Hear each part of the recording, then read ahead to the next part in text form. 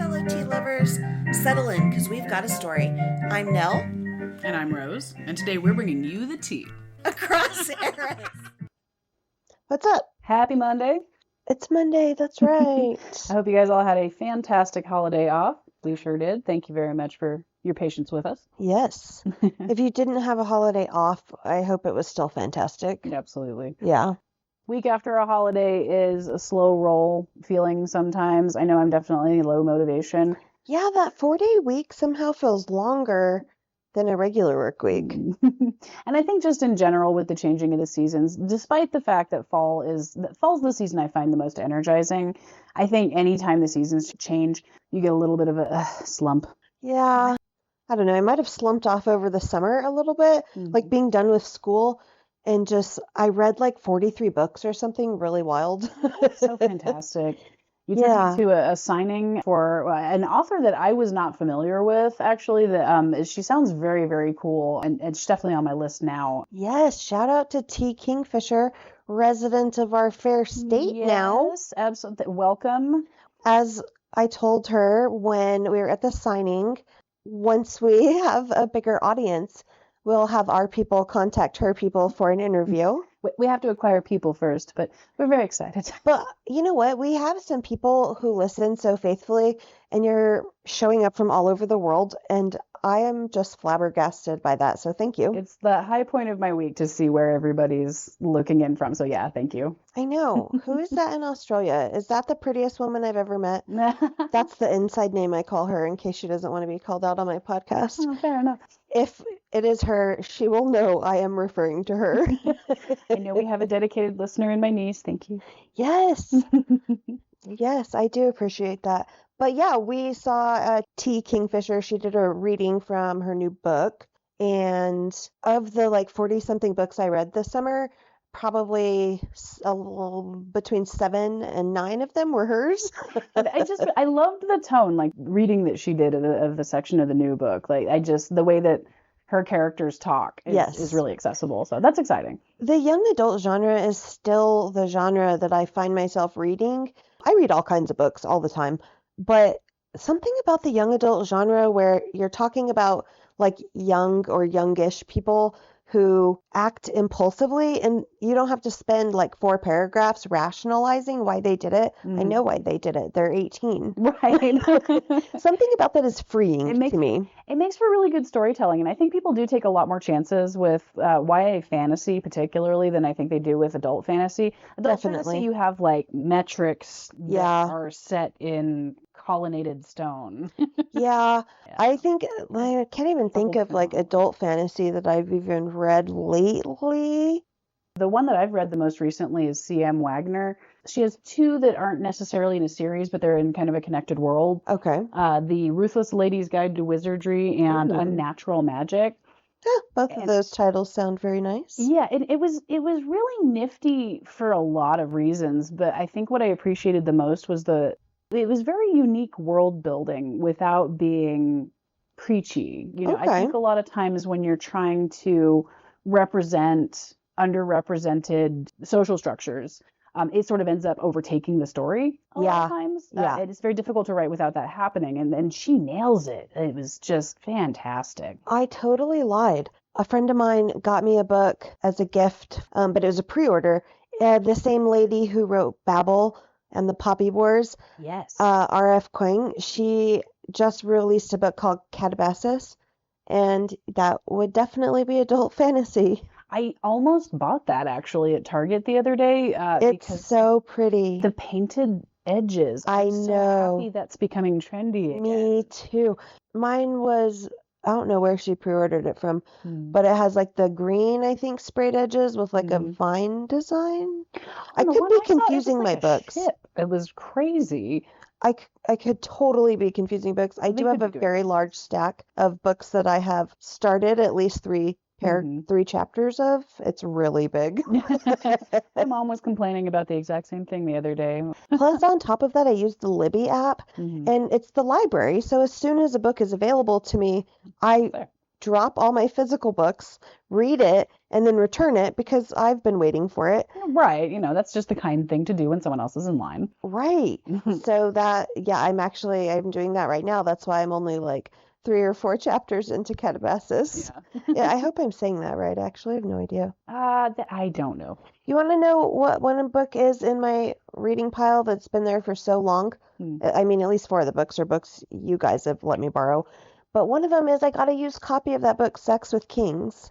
Oh, that's actually such a good book. I love it. It's one of those cool survey histories. Just It's like, wild. oh, it's weird, I right? hate the cover art so much. I know. I remember having that in my clarinet case backstage once, and just because I always had a book in my bag, and that was the one I was reading. And it's not something I was super aware of until I was in this green room full of kind of like older choir ladies. And like, oh, hi.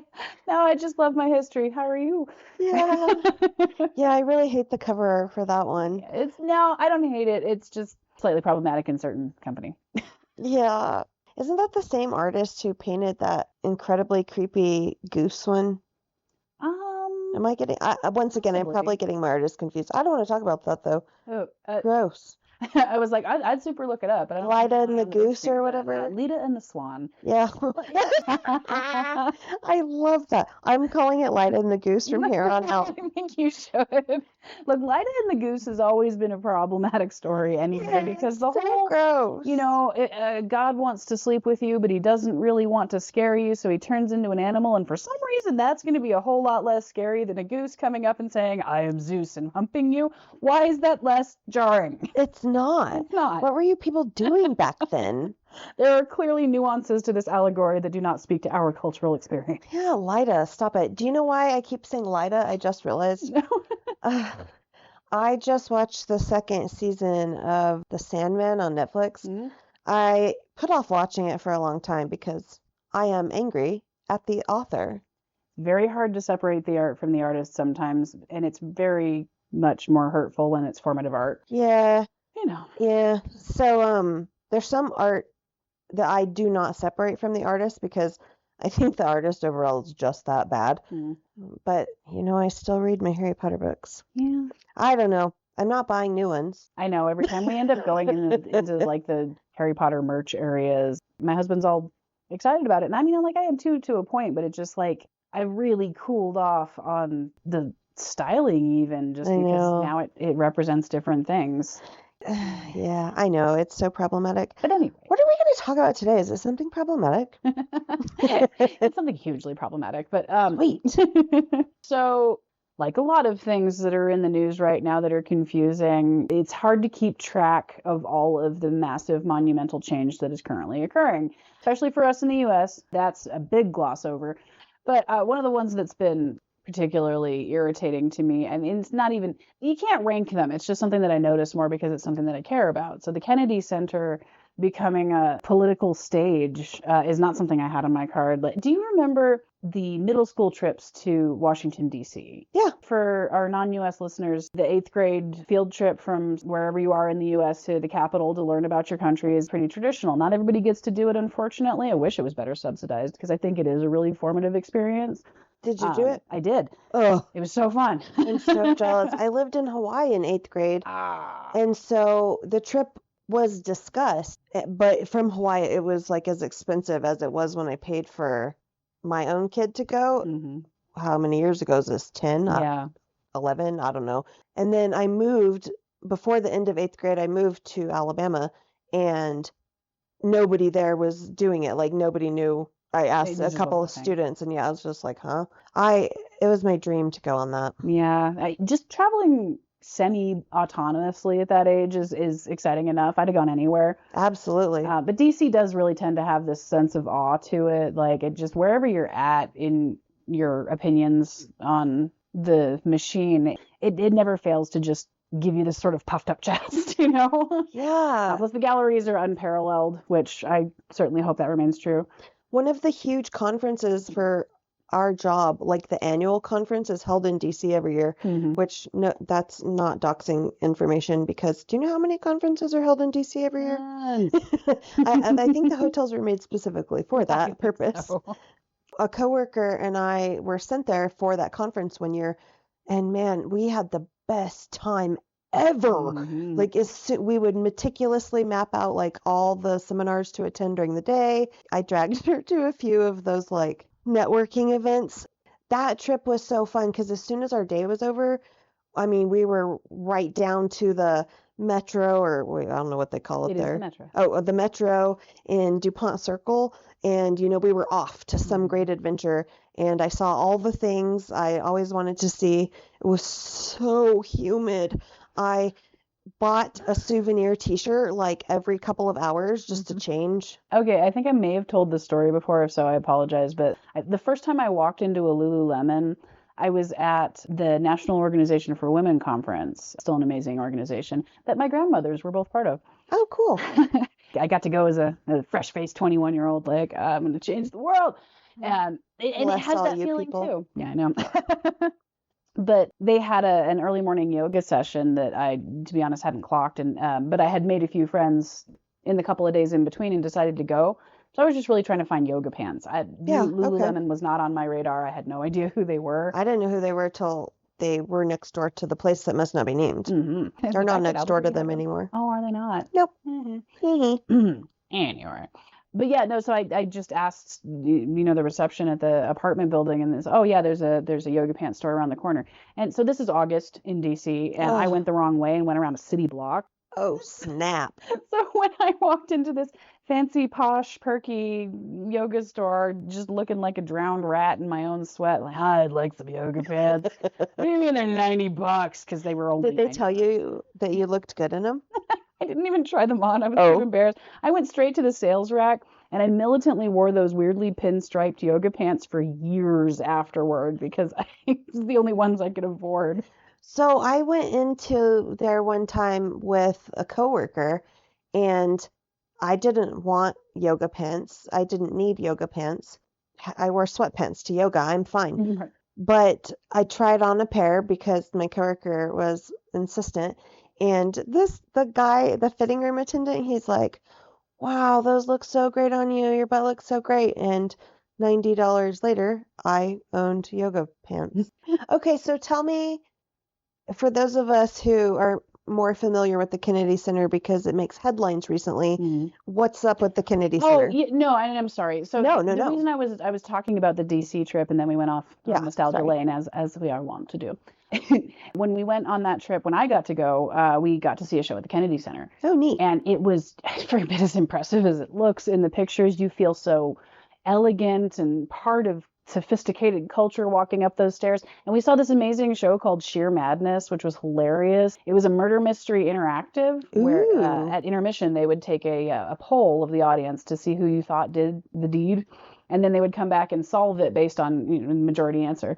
Nice. It was really fun. It was all part of that. Like, I'm so proud of this place. I'm so proud of who I am. I'm so proud of, particularly because I was really aiming at going into performing arts at that point in my life. Going to the nation's foremost performing arts center was so cool. Right. It was an amazing opportunity. And I just really hope that remains. Right now, the Kennedy Center is kind of stuck in limbo. And any of the artists that don't wish to cooperate with the regime change are not performing. And it's hard because performing in venues like that are a lifetime achievement. Right. You have an infinitesimal amount of time to take advantage of. If you get the circumstances at all that allow you to play at a Kennedy Center or a Carnegie Hall, or heavens open and stars align, and you actually get to be part of that administration, and you actually get to direct those national conversations in art, it's the achievement of your life. So just sitting around and waiting for someone to turn it into a vanity project, even if it is temporary, even if it's just this person that is changing the rules of the game, you're bombing careers day after day after day after day. These people have worked their entire lives to serve the arts, and that's gone. It's very upsetting.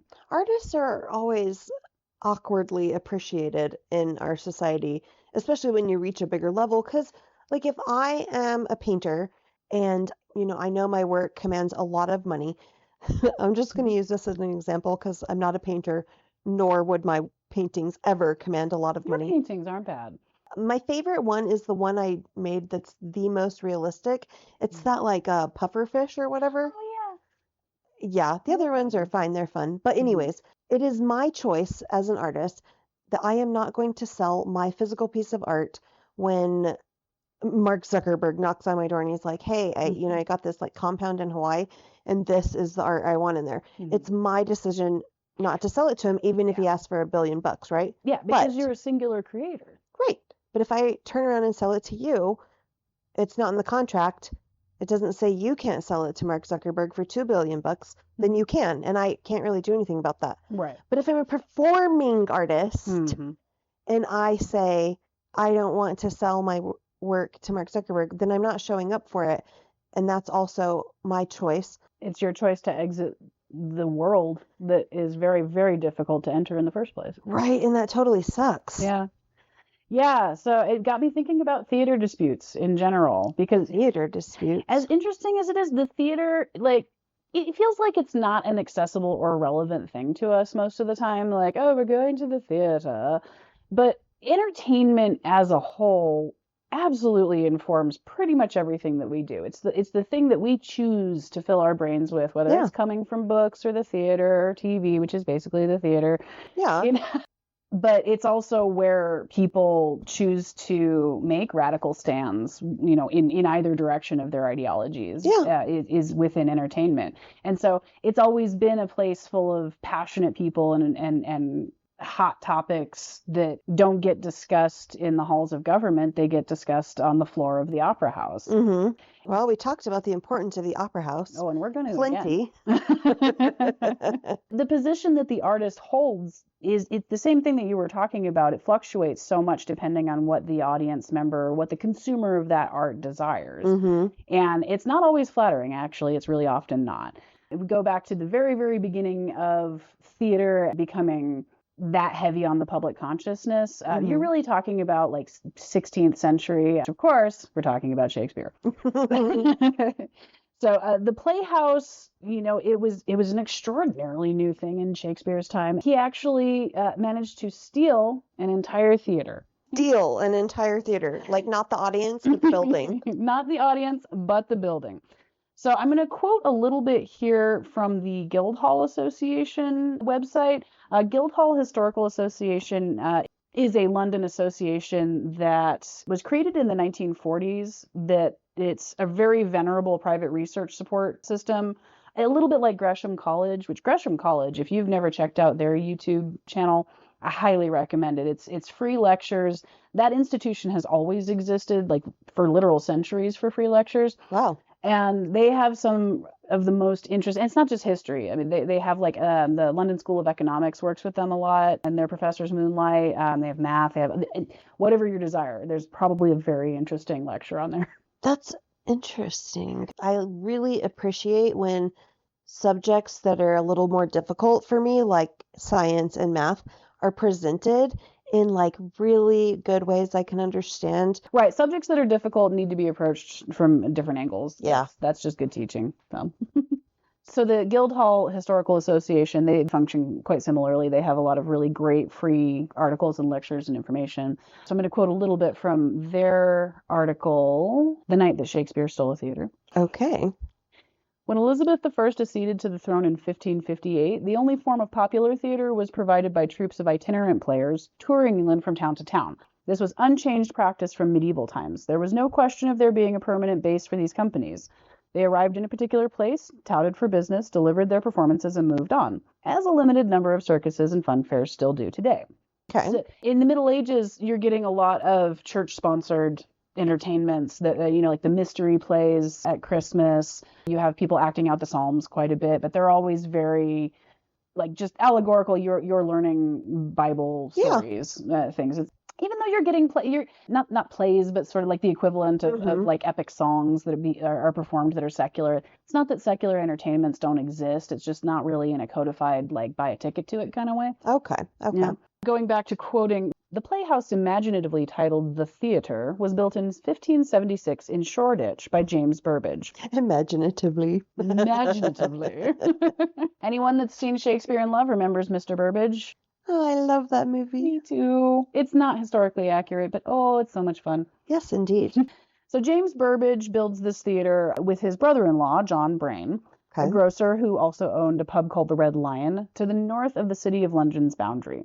Okay. Right outside the boundaries? Right. So it's very important to build outside the boundaries of the city wall because then you're outside of the boundaries of the city control to a point. Oh, yeah. Yeah. London is a bunch of suburbs. It's all kind of considered city proper, but you're unlikely to be messed with as much outside of the actual official city proper. That makes sense. It also causes you problems because depending on, what gate you're leaving through or coming back in through and what you're carrying, you could be, fined or taxed if you're not a citizen of the city. So Oh, kind of limits your participation a little bit. okay. But so it was built just outside the city's jurisdiction because the city had banned all plays and to prevent gatherings of people as an anti-plague measure in 1572. Oh. So even though the official Black Death, the bubonic plague, was a 1348 event, Yeah. the plague just reoccurs over and over and over again. Mhm. That's why you always end up seeing those big plague doctor masks in the very wrong era. Those are 17th century plague. Yes. Those are not 1348. Looking at you, Black Death. Good movie, but problematic. So you have resurgences of the plague pretty much throughout the early modern Age of Enlightenment. Yeah. So during an outbreak in 1572, gatherings were prevented, including theater gatherings. Okay. In 1575, they went one step further and banned all players from the city. So this is where you get that overstepping, like a gathering of people at a theater, probably a good thing to ban for an anti-plague measure. Correct. Deciding that all the people who work for the theater really were the problem in the first place and just getting rid of them, overstep. Yeah, that's a problem. There's a difference. So this prompted a spate of theater building close to, but just beyond the city jurisdiction, and the theater, capital T, was one of those. Okay. So this is the theater that got stolen. Okay. So Homeboy and his brother-in-law go in together to have a theater built Right. outside the city limits. Right. Okay. And early theaters tended to be outside of the city jurisdiction for other reasons beyond the gathering laws. They hosted drinking, they hosted bear baiting, all manner of Bear excesses that the authority... baiting? Yes, bear baiting, unfortunate entertainment. Pretty much just have a trained bear that you then get into fights with things or poke a lot, or it's just... the bear's not having a good time and we don't do it anymore. Yeesh. Humans. Because all of these things occurred in a theater as well. It was basically like owning a bar. You're going to, book as many entertainments as you can, but, the beers are paying the bills. Yeah. And so it's just sort of generally considered something sinful and den of iniquity. And so it makes a very useful scapegoat for anybody that's trying to explain something. Okay. Yeah. So as physical theaters became more popular, lawsuits were becoming more popular right alongside them. England was the most litigious society you could imagine because it was actually becoming possible for regular citizens to file a lawsuit and win. Yeah, because some of them are very valid. Well, we were talking last week about the man that was upset about his divination by bread. It seems ridiculous, but there was what he considered to be a legitimate legal avenue for him to express his dissatisfaction. That's something that implies a certain level of comfort with the legal system. Yeah, yeah. Yeah. Because lawsuits were more accessible, theaters got sued a lot. Oh, okay. Sue that den of iniquity, it's their fault. Like sued because they didn't like the entertainment, sued because there was a brawl and they got hit. Yes and yes. Just any and everything. Theaters were just lawsuit magnets. So Burbage owned the theater jointly with his brother-in-law, but he didn't own the land. The land was a lease. Oh, okay. Yeah, and so the guy that owned the land, Giles Allen, he's a Puritan. He's a Puritan. And he gave him permission to build the theater? Right, which seems like a momentary lapse in judgment because he definitely wasn't happy with the situation from the word go. He was not a supportive landlord, not the kind of guy who's going to renew a lease. And he eventually says, I'm pretty done with having this theater on my land. Your brother-in-law has now died, Burbage. Okay. Happens in the interim. And then a widow of his brother-in-law starts suing for her part of the revenue. And Burbage is up a creek. He does, however, have a little bit of help at his disposal.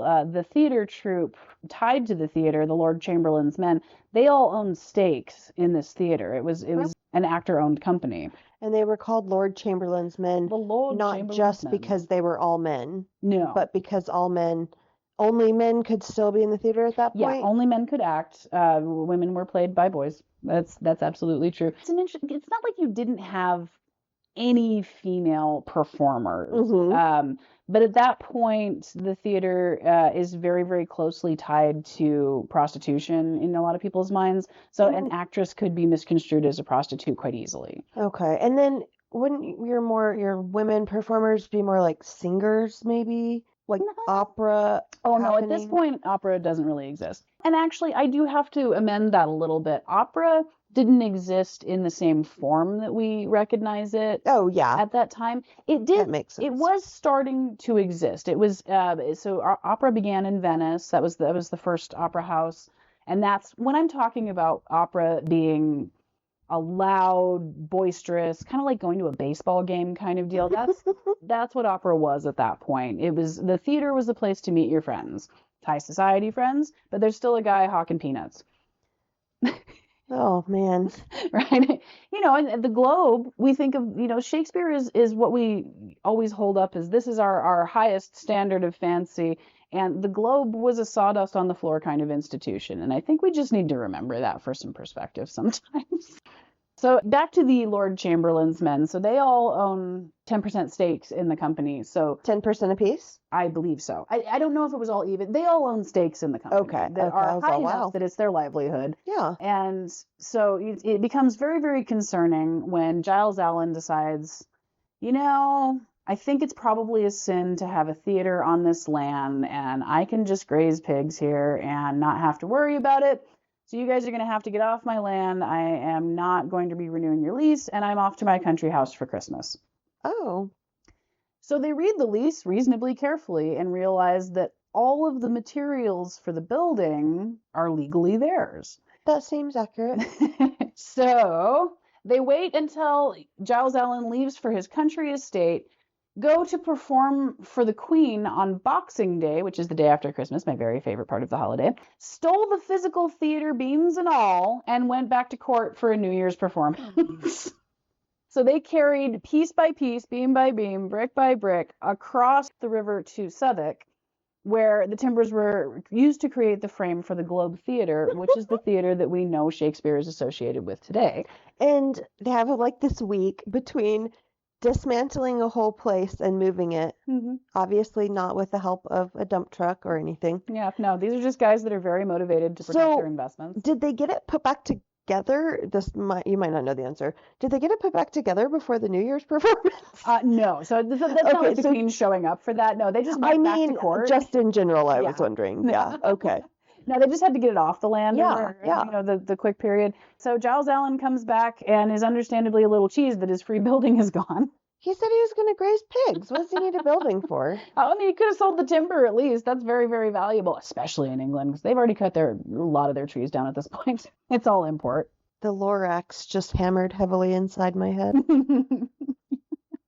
So in 2018, actually, Somerset House displayed court documents that to celebrate the 400th anniversary of Shakespeare's death, and it gave a little bit of context to this exact problematic situation. Ooh. So Giles Allen, in the lawsuit-heavy era that we're talking about, he sues. He's upset. And so the deposition paperwork is part of what that Somerset treasure trove was about. Nice. So I'm going to quote a little bit of this. And as a side note, I want to remind people that Shakespearean plays were written in Shakespearean English because that is what everybody was speaking, not just the people in the plays. Yeah. It's very obvious here.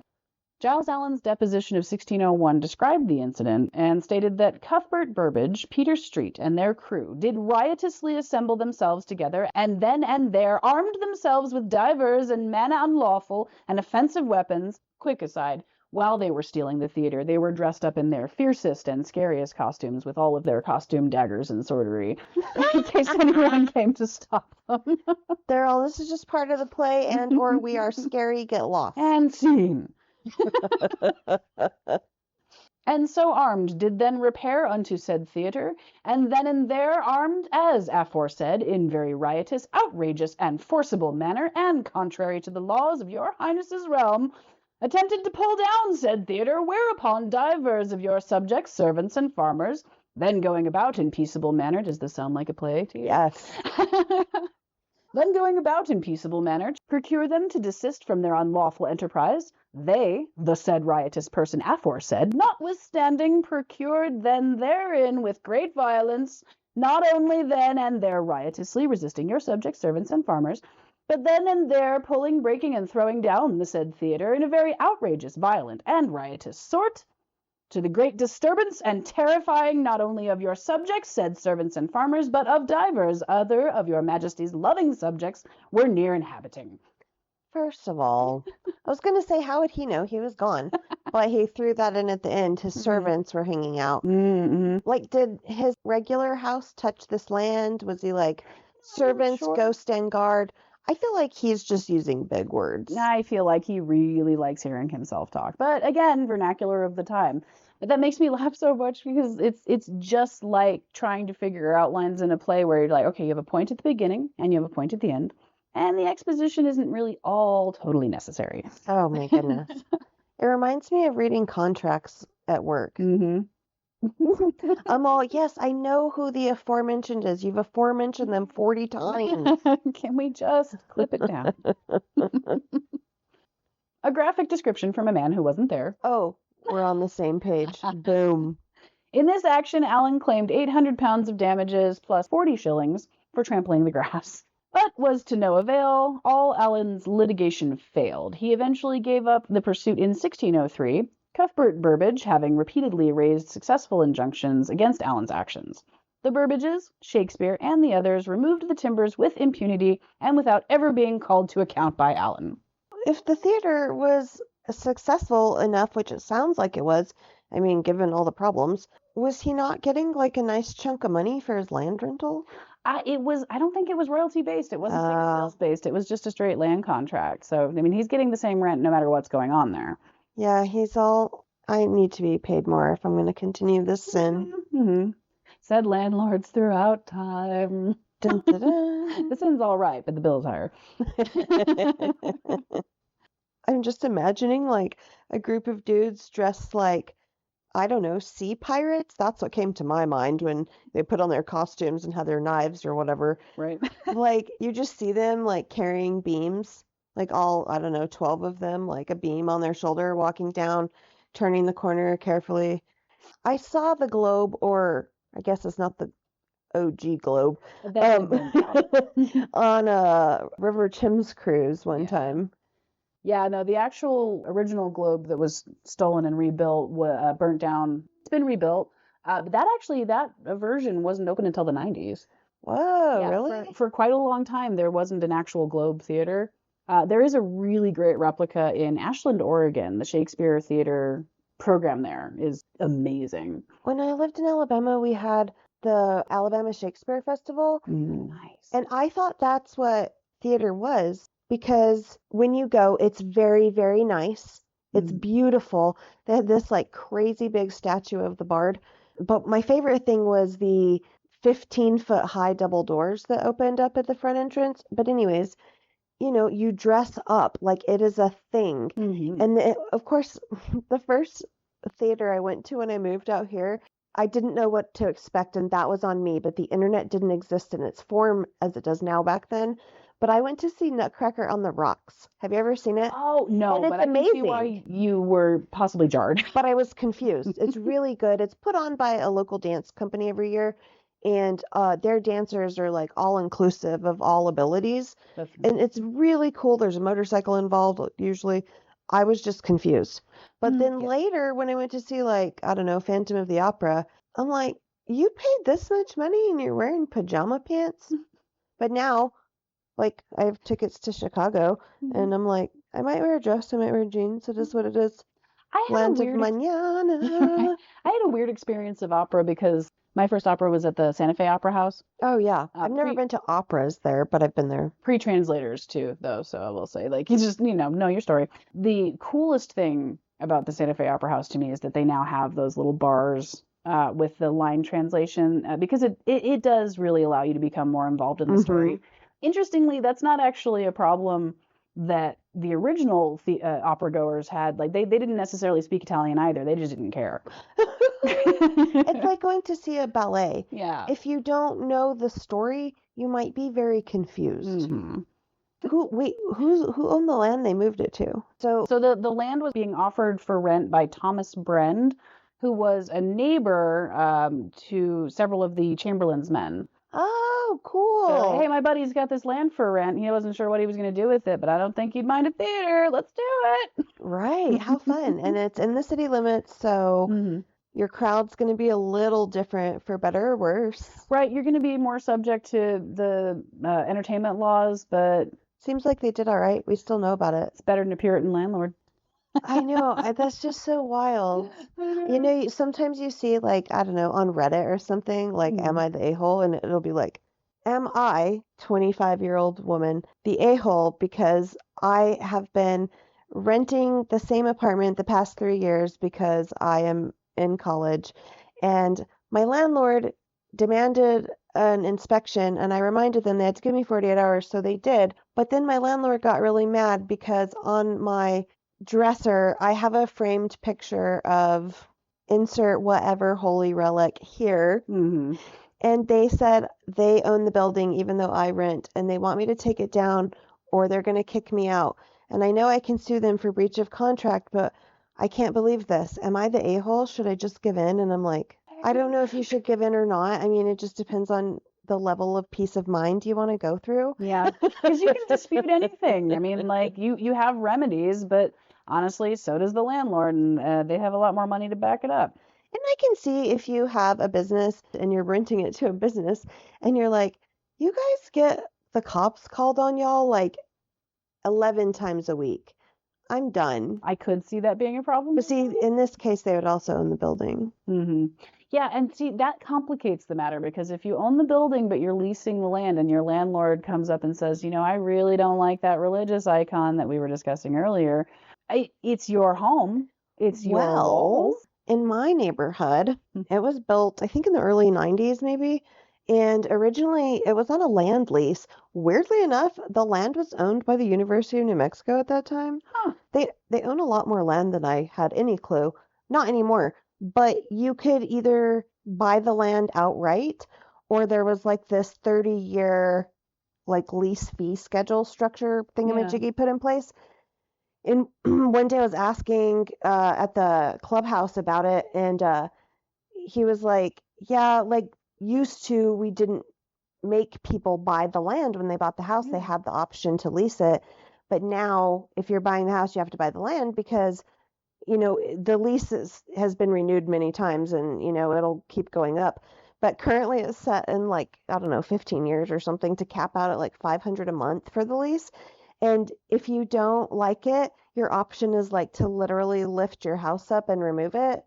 Except probably your foundation belongs to the HOA if you don't own your land. You would literally need to pull a Shakespeare.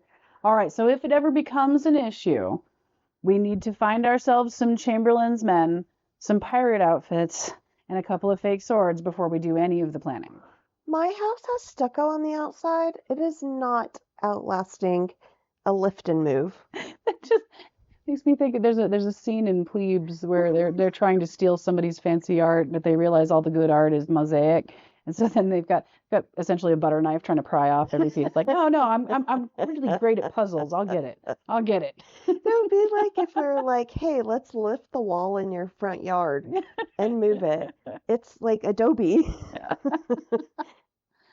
I wonder what would have happened if they had insurance companies back then, because someone I know works in insurance and they are kind of like I don't know, they don't work for a specific insurance company, but they're like, you go to this person and they will check with all the different companies and see what's best for you. Independent ones are rare these days. It is rare, and honestly, a lot of their customers are people who've been with them forever and people who like, a real human answering the phone, or you could even walk in the building and visit them. What the That would make good me golly is insane. that? But right, that's not, that's I don't wish that's to walk their into appeal. places, but Me neither, it's not at very all. rare. But that's what they offer.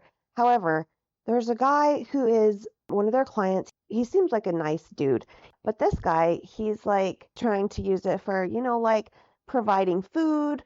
They like GED prep classes, things like that. Mhm. Well, apparently he's got a sizable amount of land on Route 66, and I would just like to let everyone know that when I say Route 66 in Albuquerque, that is called Central. Mm. It was just named the second worst street in the U.S. What? I lived there for more than a decade. Screw off. Have you tried to drive down there recently? No, I'm a walker. It is. They have repainted every line in every which way. You never know where you're going or what lane you're supposed to be in. And then I read the news article and it was like, there's like an average of 11 car accidents or pedestrian accidents a week. It was already ridiculous, and you have to cross that road to do anything in the university area, and who And has the fewest cars? I will say, I don't live on the university area end of it. I live in a much different end of it. And my backyard kind of like it doesn't come up to Route 66 because there is a business between me and my backyard and Route 66. But that's it. But that's it. It's already wild, and they have installed a jillion pedestrian crosswalks, which are fine because they have lights. If people know to deal with it. They're huge. You cannot miss them. There are signs everywhere. It says like, if it's flashing this color, do this. Mhm. If it's solid this color, do that. When it's flashing X color, you can go. Unfortunately, the you can go X color is red. It's not well thought out. And so, you could go to the end of the block and cross at the light, Mhm. but these are serious blocks and we aren't New Yorkers. Yeah. No. We're just like gonna walk out in the middle. And by we, I don't mean me. No, but yeah, been there. Yeah. Been that person. People are just gonna walk across. Mm-hmm. And I don't even remember why I started on this, but Route 66 was named, our section of it was named the worst street. So whatever, because I have, as I said, I've lived in the neighborhood of Route 66 for about 20 years now, and 10 of which were literally on Central. And there's nothing more enchanting than just opening the blinds, turning the couch to the side, and watching the Twinkle Light Parade go by. That part is enchanting, yes. There are all manner of other less enchanting, exciting things, but honestly, that was part of what made it. Even when I lived downtown, I mean, I was not directly on Central when I lived downtown either. So we lived a little bit outside of like the downtown bar area. Mm-hmm. That is always sketchy, but you know it when you're down there, I guess. I treat it like I treat the rest of Albuquerque. It's going to give you exactly what you put into it. If you're kind to everybody, you're She usually really has fine. to stop. No, it's not okay. I said usually. Yes, I've been licked by strangers. That was a separate incident. I mean, girl, you remind me of my mom. I'm like, you cannot have a resting smiley face and stop making eye contact with people. To be honest, it's an autopilot situation, but I'm not sad about it. I've never felt endangered because of it. You have to balance it with being aware of your surroundings, knowing what you can and cannot do, and should not do. I do not think I've ever had the experience of being on Central and having something happen that made me feel endangered. That has happened in many other places around town, but That's what I'm saying. a lot of that was, why was I there in the first place? Anyways, so back to this guy and insurance, because what would have happened if they're in the age of insurance? So this guy has sizable land on Route 66, and apparently the city is like, homie, we want to put transitional housing, so like small housing village on there. Ooh.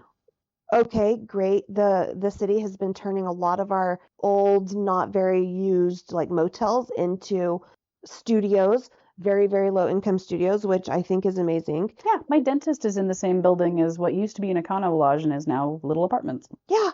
Oh, is it the one on Central? Yeah. Yeah, that place is so cute on the outside. I adore that dentist. But and the city's like, in the meantime, let them stay in tents till we get it built. Well, the person I know insures that land, and so all the companies are all, what?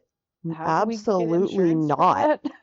Right, and the city's not offering to cover it. Well, So the city's not anyways, allowing, tent living anyway at the moment, which is. they're not allowing tent living on public places. But if you were to actually acquire private property, it would do a lot of good. But You try can't insuring it. because no one's going to insure it, and No. you can't do that. Mhm. We unfortunately, you cannot do that. We live You in will just as lose litigious a everything. society as London. It's as the so 16th weird. century. So there's not really a solution, and that is, of course, a much more urgent thing than a theater. But I like the idea of being like, you're right, that it's your choice. You don't have to renew the lease. But it's our choice to move on and move elsewhere. And I Well- think that's a great lesson in general. Just, Yes. you have control over this portion of my existence. You don't have control over all of it. And I'm Me going and to do the very well with what I Kingsmen. have. Dudes, guards, We're gonna take this place out brick by brick. Chamberlain's men, assemble! That just Those sounds like dudes. a poster. I know, I could see it on the wall. Well, fellow Chamberlain's men, artists, rebels all, we really appreciate your time. Yes, we do. Leave us a like, leave us a comment, and I gotta go feed my dogs. Have a good night. Bye.